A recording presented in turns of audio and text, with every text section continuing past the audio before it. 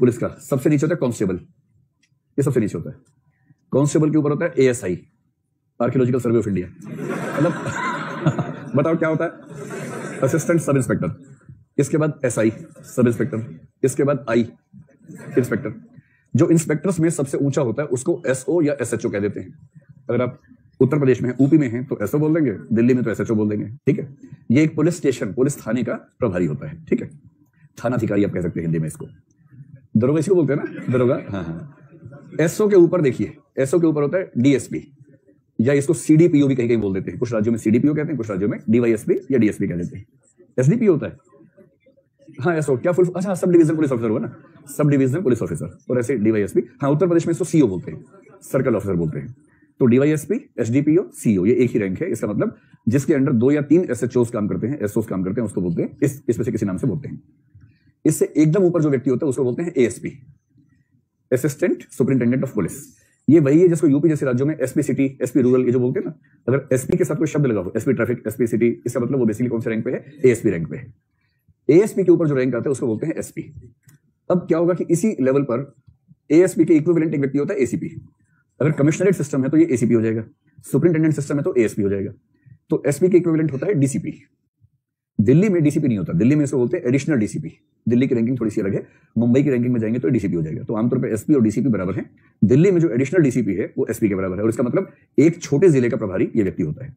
जो IPS 4 साल से 9 साल के अनुभव के बीच में है वो आमतौर पर SP या DCP, और दिल्ली में तो एडिशनल DCP के रैंक पे रहता है।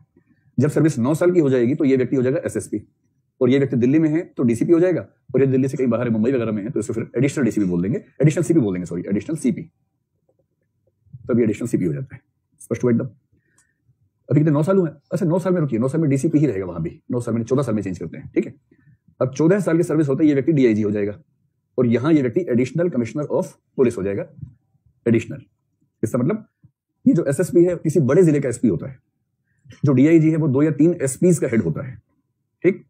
जब सर्विस 18 साल की हो जाएगी तो ये व्यक्ति हो जाएगा IG, IG नहीं IG, इंस्पेक्टर जनरल। तो DIG क्या है, डेप्यूटी इंस्पेक्टर जनरल।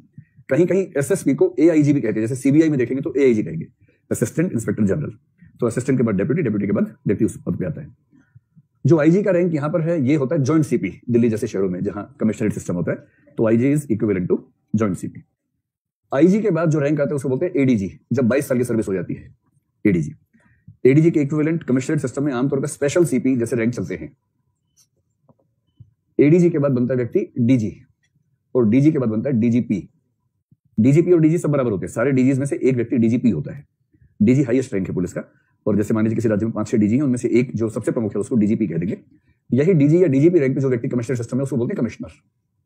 तो आमतौर पर कमिश्नर, और अगर कमिश्नर किसी महानगर का, जैसे मुंबई का कमिश्नर DG रैंक का अधिकारी है, दिल्ली का पुलिस कमिश्नर DGP रैंक का अधिकारी है, लेकिन नोएडा और लखनऊ में जो कमिश्नर बनेगा वो ADG रैंक का अधिकारी है। जो आपने क्लास पढ़ी होंगे ना, उसमें लिखा है कि ADG रैंक के अधिकारी को पुलिस कमिश्नर बनाएंगे।